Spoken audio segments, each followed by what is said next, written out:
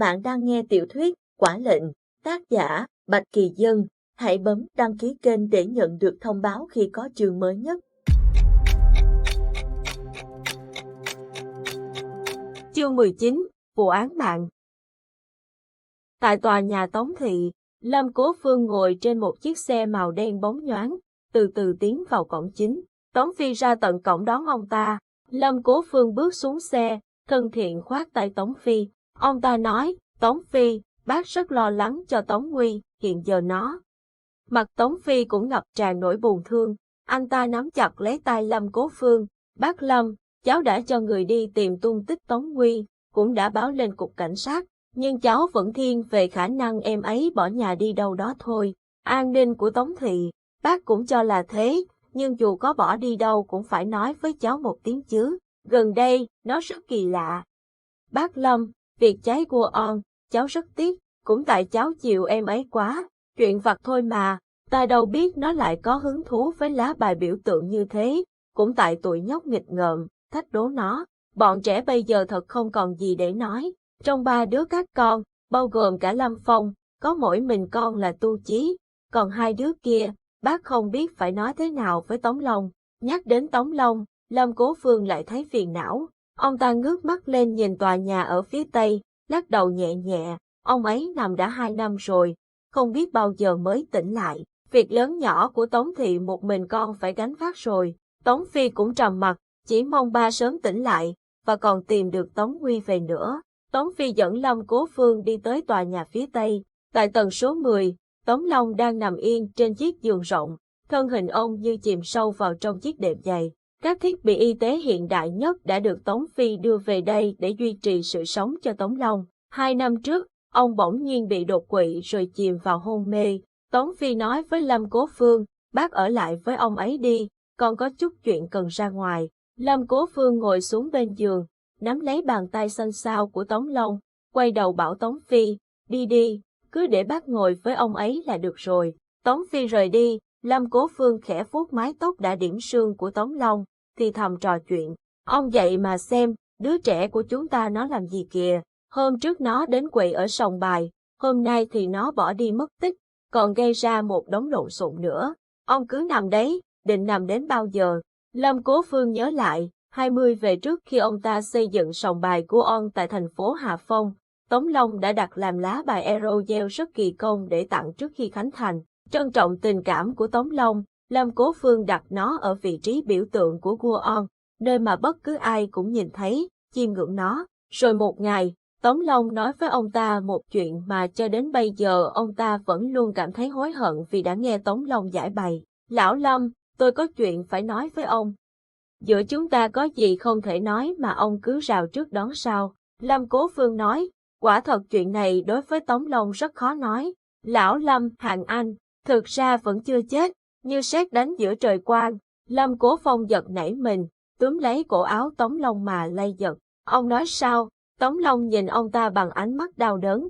Năm xưa, tôi từng điều tra cái chết của Hàn Anh, nhưng tất cả mọi đầu mối dẫn đến cô ấy đều bị đứt đoạn. Những người tôi cần gặp đều chết trước khi tôi muốn gặp. Ông nghĩ xem, Viện Hải Dương học Đông Bắc Cực công bố cái chết của cô ấy do sự cố lòng biển sâu có phải rất hợp lý không?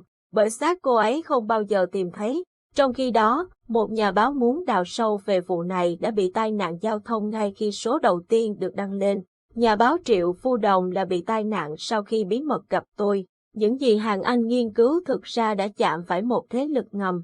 Cô ấy phải trả một cái giá đắt. Nhưng tôi không tin rằng Hàn Anh đã chết. Tôi biết cô ấy còn sống và ở đâu đó ở Hải Vực. Tống Long, ông mê sảng rồi. Lão Lâm, Tống Huy, sau này nhờ ông để mắt tới. Hàn Anh là phu nhân của Tống Thị, nhưng đối với Lâm Cố Phong, đó là cố nhân, là người trong lòng ông ta. Trước đây ba người bọn họ từng có một tuổi thơ tuyệt vời bên nhau, cùng lớn lên. Lâm Cố Phương yêu Hàn Anh, Tống Long cũng yêu Hàn Anh. Mặc dù giữa ông ta và Tống Long có sự cạnh tranh khốc liệt nhưng điều mà Hàn Anh lựa chọn là không thể thay đổi. Sau này, khi Hàn Anh trở thành Tống phu nhân, Lâm Cố Phương vẫn trân trọng bà như một người tri kỷ. Sự ra đi của Hàn Anh đã khiến cho hai người đàn ông, hai ông trùm khét tiếng trong giới kinh doanh của Hà Phong đau đớn khôn nguôi. Lâm Cố Phương khe khẽ thở dài, xoa nhẹ nhẹ bàn tay mềm yếu của Tống Long, nói, tôi rất lo cho thằng bé, nhưng tôi còn đang muốn hỏi ông, vì sao nó lại nhằm vào lá bài để lấy đi, không ngờ, có người lại truy sát nó vì lá bài ấy, rốt cuộc, ông cất giấu bí mật gì trong lá bài, ông đã nói gì với thằng bé, có liên quan gì tới Hàn Anh, tôi muốn hỏi ông mau trả lời đi, mặc cho Lâm Cố Phương gặng hỏi, Tống Long vẫn im lìm nằm đấy, có lẽ linh hồn của ông ta đã bay đi đâu, chỉ còn lại cái xác vĩnh viễn không dậy nổi. Lâm Cố Phương mệt mỏi đứng dậy, rời khỏi Tống Thị. Trên đường trở về Lâm Thị, một chiếc xe tải lớn đâm thẳng vào xe của Lâm Cố Phương. 8 giờ sáng, tại ngôi nhà hoang tại Trúc Sơn, Triệu Thanh, Mã Linh, Hải Tâm trình thẻ cảnh sát rồi đi vào hiện trường. Hiện trường đã được phong tỏa, nhưng khách du lịch vẫn đứng quay phim chụp ảnh phía vòng ngoài rất đông. Đây quả thật là một án mạng động trời đối với vùng bán sân du lịch vốn rất yên tĩnh này. Ngay bên ngoài ngôi nhà hoang, 5 cái xác nằm rải rác không xa nhau là mấy. Một cảnh sát của Trúc Sơn tiến tới trao đổi, có 2 người bị giết tại cửa ra vào, 3 người còn lại bị giết ở bên trong. Hiện trường có 7 dấu giày, đã xác định là của 5 người bị giết, còn 2 người kia, chiều cao khoảng 1m8 sau, 1m87, cân nặng khoảng 70 kg trở xuống. Tất cả số người này đều bị giết cùng lúc vào khoảng 10 giờ đêm qua. Đã xác định danh tính chưa? Triệu Thanh hỏi, đã kiểm tra. Thật kỳ lạ là tất cả đều không có trong hồ sơ của Cục Dân điều Liên minh.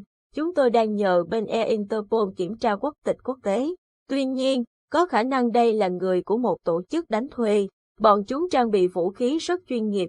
Mã Linh kéo Hải Tâm đi tới kiểm tra mấy cái xác. Hải Tâm vẻ mặt rất phức tạp, lật một cái xác.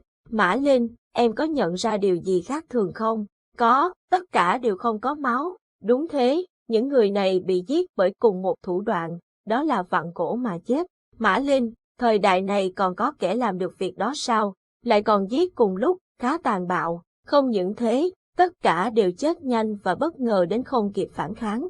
Mã Linh thẫn thờ, hình ảnh này khiến cô nghĩ đến một người, nhưng cô không chắc lắm. Mức độ tàn bạo thật khó mà tưởng tượng. Cô kéo Hải Tâm đi vào phía trong. Bên trong hiện trường cho thấy một vài vết máu dính trên chiếc ghế bằng sắt hoen rỉ, mấy đoạn xích sắt bị bẻ vụn vứt dưới đất, nền đất có dấu vết của sự ẩu đả, đạn vải khắp nơi. Mã Linh hỏi một cảnh sát đang ở phía trong, vân tay thế nào? Chỉ có vân tay của 5 người đã chết, ngoài ra không có. Là thật, Mã Linh lẩm bẩm, cô thực sự khẳng định 2 kẻ gây ra án mạng này là Tống Nguy và Diệp Minh.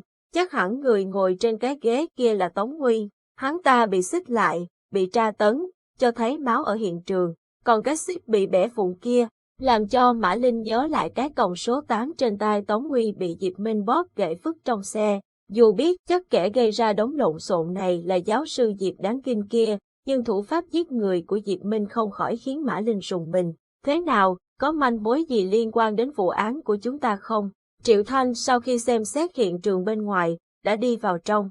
Trần Hải Tâm càng thêm trầm mặc, cái cậu Tống Nguy ấy, rốt cuộc là người thế nào? Trần đại ca, về lý mà nói, chúng ta không thể điều tra Tống Nguy vì vụ đốt sòng bài Lâm Cố Phương đã không đưa ra kiện cáo, thậm chí còn thông báo với truyền thông là giải quyết nội bộ do quan hệ giữa Lâm Thị và Tống Thị. Vì thế, không thể bắt Tống Nguy, chỉ có thể tìm cậu ta để hợp tác điều tra vụ ám sát tại Safe House. Tuy nhiên, ngay cả vụ Safe House chúng ta cũng không được công khai điều tra, bởi Mã Linh đã làm sai nguyên tắc, liên quan đến toàn cục. Mẹ nó, thế bây giờ chúng ta điều tra cái gì? Hải Tâm bực bội, khuôn mặt nhỏ gọn tuấn tú của anh dần dữ lên một chút là trông không khác gì một cậu học trò vừa bị bạn gái trêu ghẹo. Chúng ta phải tìm ra kẻ nào tấn công vào Safe House, và những kẻ đó là ai. Cho đến nay, vẫn không có bất cứ đầu mối nào. Đây là một vụ án bí mật, buộc phải có câu trả lời. Mã Linh kết luận, cô nói xong, liền cầm máy gọi về đội đặc nhiệm. Từ Phong, nhờ cậu tra giúp tôi thông tin về giáo sư Diệp Minh, học viện di truyền. Tôi giữ máy đây. Phía bên kia, Từ Phong nhanh chóng tra cứu hồ sơ, sau đó cậu báo cho Mã Linh. Mã Linh nghe điện thoại xong, quay sang Triệu Thanh và Hải Tâm. Em có chuyện cần nói với 2 người. Trước tiên, cần rời khỏi đây đã.